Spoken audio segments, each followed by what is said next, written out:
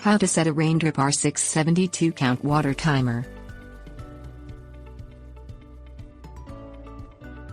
A Raindrip Model R672 count water timer allows automatic watering of the lawn or garden when homeowners are at work, asleep or away from the home.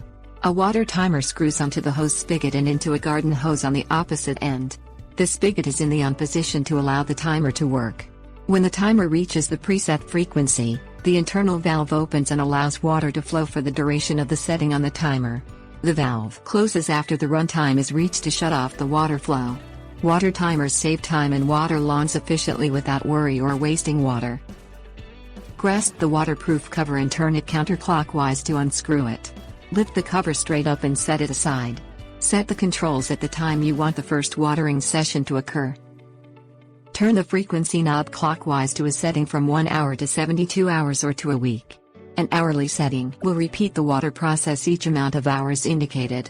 For example, setting the hourly frequency at 12 will enact watering at 5 a.m. and 5 p.m. each day.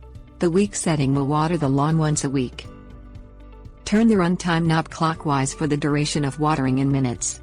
Turn the knob to 30 for a 30-minute watering session for each frequency set. Place the waterproof cover on top of the timer, and turn it clockwise to tighten it. Tips warnings. This water timer's internal memory is set from the time the frequency and runtime are set. For example, setting the timer at 6 a.m. for a 12-hour frequency and a runtime of 20 minutes will start the water in 12 hours at 6 p.m. for a duration of 20 minutes and repeat this cycle every 12 hours.